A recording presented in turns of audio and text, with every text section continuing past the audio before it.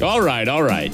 It's time for Buckeye Grove Instant Access. It's about time. With the latest breaking news, analysis, and much more from around the world of Ohio State. Brought to you by BuckeyeGrove.com and the Unscripted Ohio Podcast Network. You're so money and you don't even know it. Let's move quickly and hand it off to our host, Kevin Noon. It's time to start running! Hey, welcome into the BIA podcast. I am your host, Kevin Noon. I'll be joined here shortly by Braden Moles as we talk about the NFL draft. I mean, it has been great to have some sports to talk about. Apologies to the WNBA who held its draft a week ago, but this NFL draft obviously drew a great deal of interest as there's not much going on, as America is pretty much in a stay in place order right now, and we don't know what an NFL season may look like, when it may start, and everything else. But it's nice to see business being conducted. But let me bring in Braden. Hey, welcome to the show. Hey, thanks for having me. How nice was it to have something tangible in terms of the NFL draft yesterday, as it's been a long time since we were leaving Indianapolis when the Big Ten basketball tournament was canceled. Yeah, in regards to the tournament being that truly feels like it was 6 months ago at this point. It's been just a little over a month, but everything's gone on since it really feels like that was a lifetime. It was a lifetime ago. But, in regards to having the draft last night, it really was great to have something where you can just kind of sit down for a bit and don't want to say turn your brain off, since, Keaton and I were on call for getting the picks out. But, it was great to really just have something where you could just kind of sit down and watch for a little bit. That along with the Michael Jordan documentary, The Last Dance on ESPN. I don't know if you had a chance to catch it, but, there's a couple of things in the last week or so that have been great to just sit down and watch something and not really think about everything going on with COVID-19 for a little bit. Yeah, as for the documentary, I have it recorded. I just haven't had a chance to watch it. I finally got caught up on Better Call Saul. We'll save that for a different podcast for me to talk about some of my viewing habits. But, just to jump right into the draft, the first hour really felt like an Ohio State recruiting video, as former Buckeye Joe Burrow goes number 1, Chase Young goes 2, Jeff Okudah goes 3. We'll touch on each of them here. Let's kind of just start with the no-brainer situation. Everybody knew that Joe Burrow was going to go 1.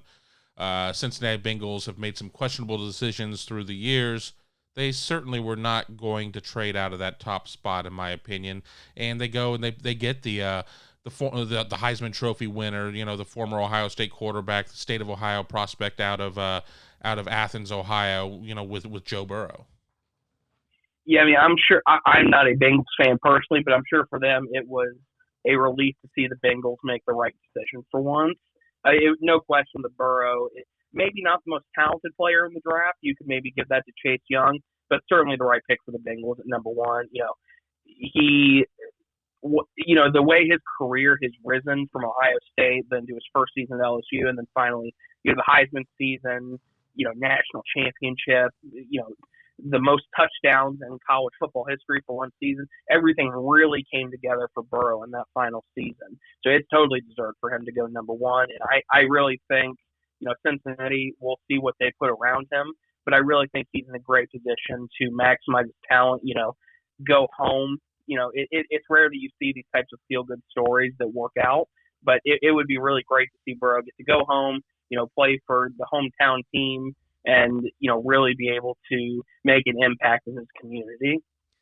And speaking of going home, Chase Young goes to the Washington Redskins. I mean, Chase grew up 15, 20 minutes away from where he's going to be playing, give or take with traffic. But, that one also seemed like a no-brainer, but there was some drama going on in the weeks leading up to the draft.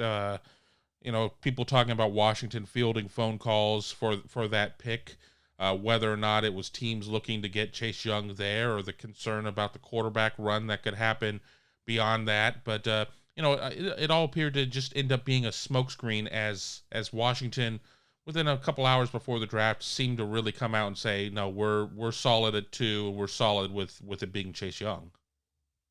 Yeah, I mean, I think other than Burrow, I think that was the clearest pick of the draft in terms of, the talent that you're getting at number 2 and just the fact that, that's what Washington needed. It's, there's been talk of the last few months that, Ron Rivera may not want Dwayne Haskins at quarterback, but like you had said, that all seemed like a bunch of smoke screen to me. So, but now they're getting the most talented player in college football, coming off one of the greatest seasons on defense in Ohio State history. So I think it's hard to understate the kind of talent they're going to get, and he's going to come in and alongside probably Jeff Okudah going to be competing for defensive rookie of the year for Washington, and great for him as well that he'll get to join Dwayne Haskins and Terry McLaurin in Washington. And you have to sit there and say that one of the best things to happen for Dwayne Haskins in his development is to have, to make that defense better, because while that necessarily isn't going to give him another pass catcher out there, that's not going to give him another offensive lineman. It could give him more opportunities if the Skins are able to get opponents off the field with the defense and for more drives and whatnot. And yeah, I mean, I think that it would be important for Dwayne to have OTAs and things along those lines to be able to learn Rivera's system. Rivera brings in Kyle Allen from his Carolina days, somebody who definitely does know his system. But it's got to be a win. And now, the Washington Redskins are kind of turning into the New Orleans Saints in terms of programs that have multiple Buckeyes when you sit there and you look at where their roster is.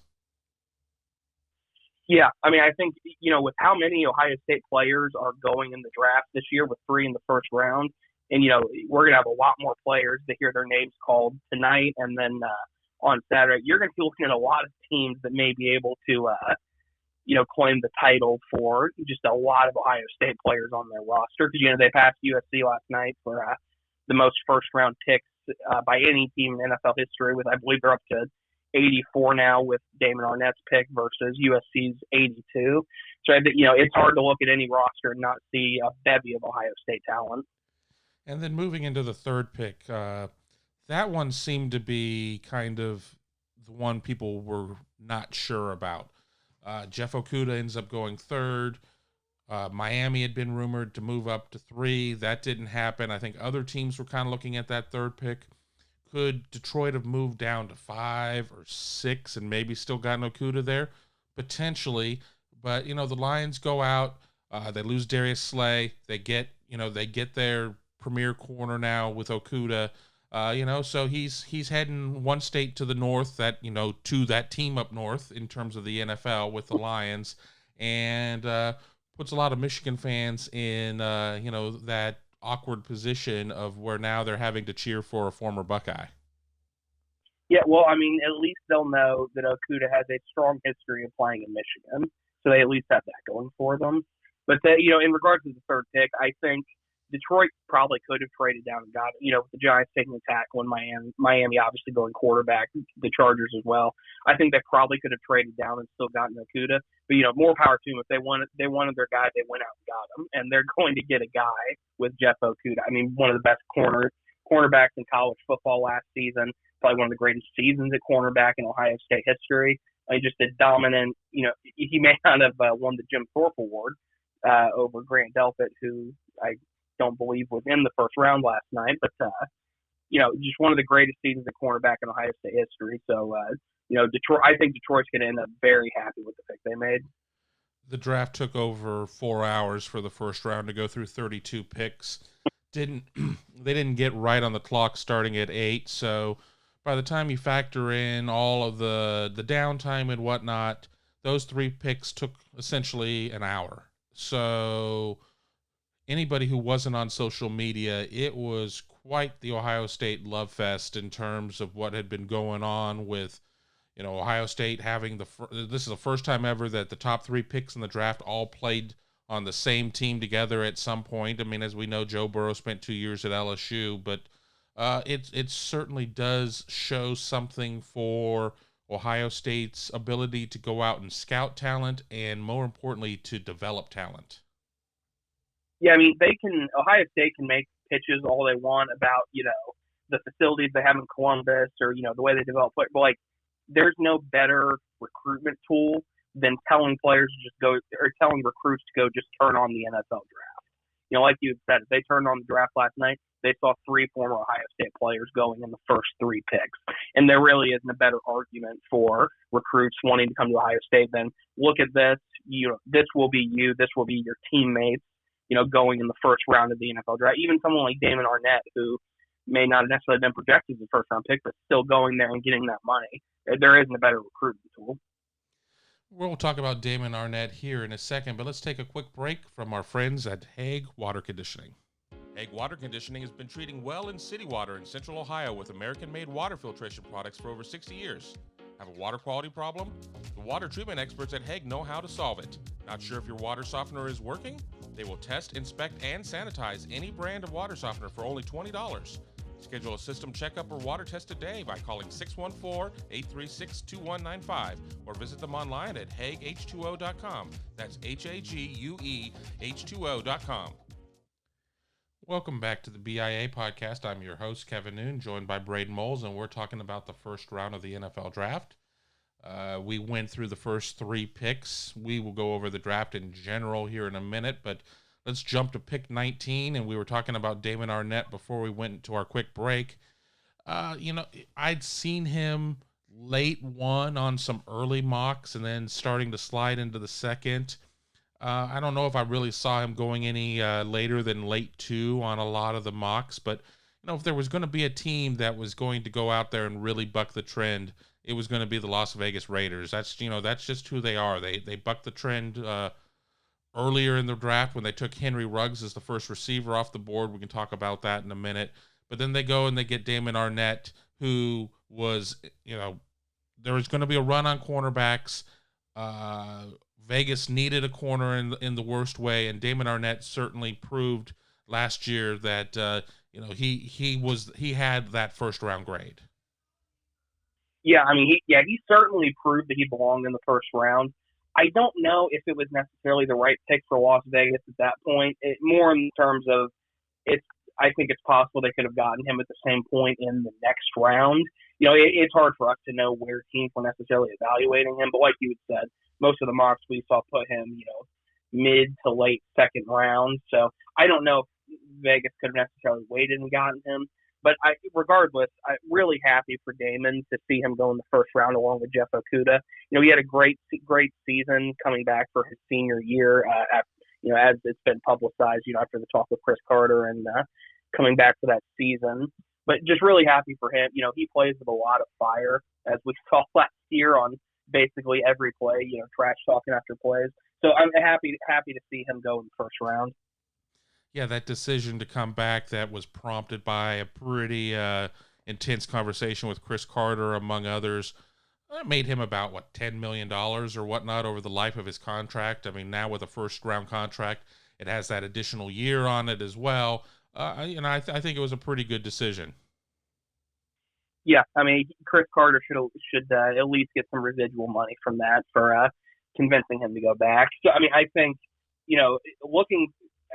interestingly enough, looking towards next year, you have to wonder what kind of impact this could have for a guy like Shaun Wade. If he hasn't even hit the field yet, but it may already reaffirm his decision to have stayed in school because, Damon Arnett was not really projected as a first-round pick here. But if he's going first, imagine Shaun Wade, who was already probably projected, would have been a first-round pick in this draft. Imagine where he may go next year after staying back for another year and, really being the face of the defense next year. Imagine what kind of money he may be making in the next year's draft.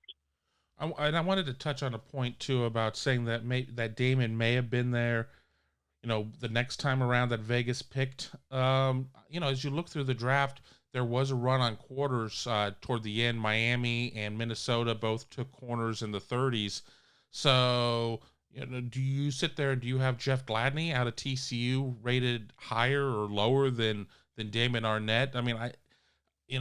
Maybe in a perfect world, Vegas could have, pushed back into the mid-20s and rolled the dice for Damon, but I'm not convinced, just based on the way the boards broke, that he would have been there early too. It's, in my opinion, then again, what do I know? None of us are ever able to predict the draft. I mean, there are too many wild card variables out there, but the more I think about it as you and I are talking, I think that it was kind of a now or never situation, short of being able to find a dance partner that, could have moved him back to 24, 25, 26.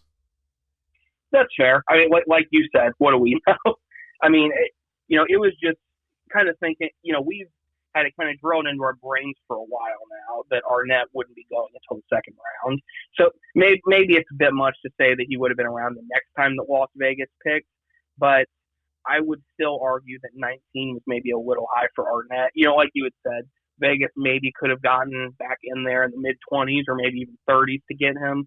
But regardless, like I had said about Jeff Okudah, if Vegas saw him as the guy and they wanted to get him, more power to him. And, like I said, congratulations to Arnett for, making it into the first round. Overall impressions on the draft. 15 players from the SEC go, 5 from the Big Ten, 3 of them being Buckeyes, not counting Joe Burrow as an Ohio State player or a Big Ten player in that count, because there's just too much hate out there that's going to happen. Oh, you can't claim him. You can't claim him. Well, okay, we won't for this argument. But what were your overall impressions of what you saw on night one, other than just really difficult production values based on being in Roger Goodell's basement and a really poor idea to have fans on a Zoom call that he had to sit there and implore to cheer just so it didn't seem completely awkward? I'll say in regards to the production value, the fans on the Zoom call didn't necessarily translate well. But overall, I thought it was a much better production than I was expecting going into it. I mean, there were a few kind of pauses, with, delays over Zoom or, maybe something wasn't ready yet, so they had to throw to something else. But overall, I thought it was a pretty good production for what they were working with. But in terms of the actual draft itself, it was a pretty run-of-the-mill draft. There wasn't a ton of surprise, at least until maybe you get into, frankly, after starting with the Damon Arnett pick, there was a little bit of chaos after that. But, the first 2/3 of the draft was pretty cut and dry in terms of, players mostly went around where we thought they were going to go. We ended up with a wide receiver run in the teams, kind of like we were expecting. So not a ton of craziness going on there. But then once you start getting into, Damon Arnett and then Jalen Reagor for the Eagles, then probably the most shocking pick of the first round is Jordan Love to Green Bay, specifically Green Bay moving up to get him. And, we'll see how Aaron Rodgers handles a taste of his own medicine in regards to Brett Favre. Yeah, exactly. I was going to say he can't get too crazy there because of the fact that he was kind of the mirror image in terms of his situation. Those people who know me know I'm a Dallas Cowboys fan, so I was pleasantly shocked and surprised and everything when CeeDee Lamb was sitting there at 17 for Dallas. And, there obviously was a need for an elite pass rusher. Dallas certainly needs a lot of help on in the secondary, but it posed that age-old question of, do you go for the best player on the board and figure it out? It's a 7-round draft. You have multiple picks and whatnot. There's still going to be a lot of movement in terms of veteran players, or do you sit there and draft the highest player at the position of need, who would have probably been the edge rusher out of LSU, Chason. I was happy to see CeeDee Lamb go there. Dallas now probably has the most potentially prolific pass-catching group out there, but Dallas better outscore people because that defense is going to need a lot of help, so they're going to need to put up about 60 a game, in my opinion. Yeah, I mean, with the early run on quarterbacks and offensive linemen, it really is a scenario. Once you get into those teams picks, you can really pick kind of whoever you want in terms of, anybody who basically isn't a quarterback or an offensive lineman. A lot of great defensive players left on the board, a lot of great wide receivers, starting with Judy in that run going through the teams, and, a lot of great linebackers. So it really was, once you get past the quarterbacks and offensive linemen, it really is your pick of whoever you want at whatever position you're looking for. For me as a Colts fan, I was a little disappointed to see Jordan Love go to the Packers. Colts are picking at 34. They traded out of the first round, trading with San Francisco for the 13 pick for DeForest Buckner. So I was a little disappointed to see Love go there because he had been connected with the Colts for a long time. But I'm interested to see what the Colts do with the second pick in the second round now. It seems likely they could trade back again with, the quarterbacks I'm not particularly impressed with. To be frank, I don't want Jake Fromm. He never particularly excited me watching him at Georgia. So we'll see what happens. But a little disappointed to see Love go in the first round to the Packers.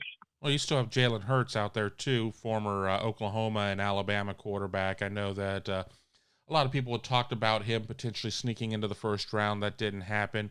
Speaking of sneaking into the first round, I know toward the very end, once we were in the 30s, we thought that the Buckeyes might get their fourth guy with J.K. Dobbins, with both Miami and Kansas City appearing to be programs that, that's just a bad habit of mine calling them programs. That's college. Teams that needed running backs. Miami ended up going with a corner. Kansas City did go with a running back, but ended up taking Clyde Edwards-Helaire out of LSU. So that puts J.K. Dobbins probably toward the top of 2, because there's still going to be a lot of teams up there that need a back, which is, we're going to see that run of running backs there with DeAndre Swift out of Georgia, with Jonathan Taylor out of Wisconsin, obviously Dobbins. I know we were kind of talking privately on a text thread that we thought that Dobbins could go there though early. Yeah, I think looking at the second round, you're looking at Miami having the 39th pick. That may be a likely landing spot for Dobbins if he makes it that far. But like you said, once one running back goes, you're going to have Dobbins, DeAndre Swift, Jonathan Taylor. I think all of those guys are going to go off in a handful of picks once the dominoes kind of start falling there. I don't know if it was, it may have been a little surprising to see Clyde Edwards-Helaire as the guy for Kansas City. Based on what I was reading on Twitter, there were certainly a few people that were surprised that not necessarily that Kansas City was picking a running back, but that was the running back they chose. So it'll be interesting to see kind of where all the running backs shake out in the second round. It's not surprising to me to only see one go in the first round. There's kind of been the push has gone away from first round running backs in recent years, with the talent that people have gotten in later rounds from, backs that are starting and, doing great things for teams now. So not necessarily surprising to see, but it'll be interesting to see where they start to kind of shake out in the second round, specifically with Dobbins, whether or not he makes it past Miami at 39. Well, I don't think Edwards-Helaire is the best running back in the draft. I do think he is the best fit for that Kansas City offense, though. He's an elite pass catcher, and I think that what he is going to be able to do in terms of that track team and just the way that they run things, once I had a chance to really kind of sit down and think about it, it made abundant sense to me. But again, what do we know? We're just two guys talking about it here after the fact. Yeah, not covering LSU, I can't necessarily speak to the fit that Edwards-Helaire is at LSU, but if Kansas City, the Super Bowl champions, deemed him the right fit for their team, then I think they may be in a position to do so. So it's not a knock on Dobbins that he isn't the first round pick. Going into the season, he certainly was not going into 2019.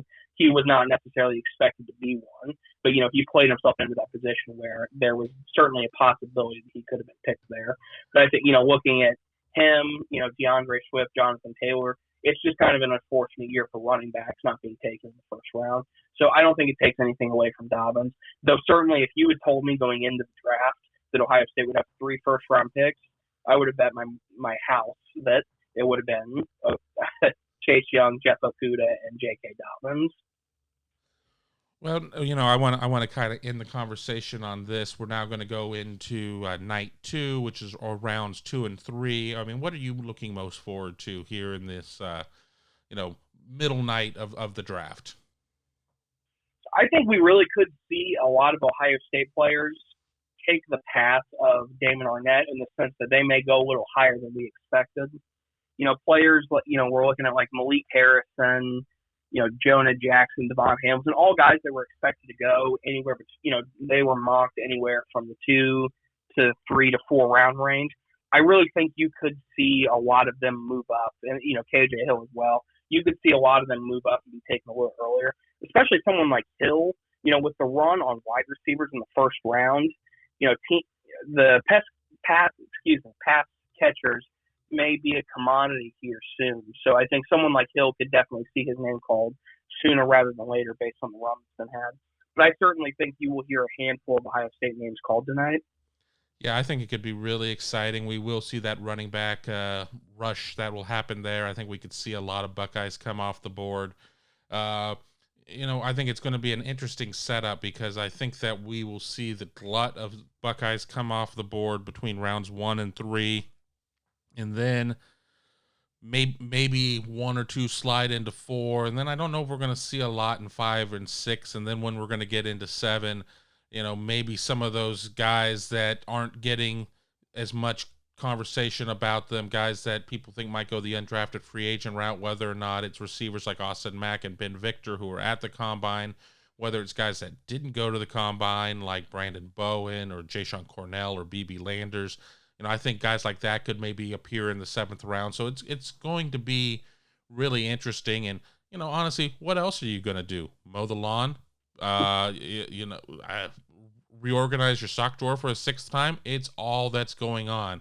I mean, it's either this or watching the e-racing for NASCAR. I mean, this is about it right now. So I'm really excited about it. But any final thoughts before we call it a show? Yeah, like I said, I'm just excited to have something like you had said. Obviously, the WNBA draft happened last week, but beyond that, excited to have some live, not sports per se, but live sports entertainment happening in some sense. So yeah, excited to see where the rest of the Ohio State players go here over the next couple of days. Obviously I can say this because I'll be working, but I'll be glued to the TV for Friday and Saturday. Just excited to have something to watch. You're right. You will be glued to the TV as we're all working on this. I'm working on graphics, and you and Keaton are working on getting the stories out. But I want to thank you for being part of this show. We will talk to Keaton after rounds 2 and 3 for tomorrow, and then Braden will rejoin us once the draft is done and put perspective on everything that we've seen there. But I want to thank everybody for listening to the BIA podcast. And for everybody at Buckeye Grove, I'm your host, Kevin Noon, and thanks for being a part of things. Be sure to stay up to date with Buckeye Grove Instant Access when the news breaks or after the big game. Exclusively at BuckeyeGrove.com or anytime on SoundCloud, iTunes, Google Play, or Stitcher as part of the Unscripted Ohio Podcast Network. Hit that subscribe button so you can stay in the know and never miss a single episode.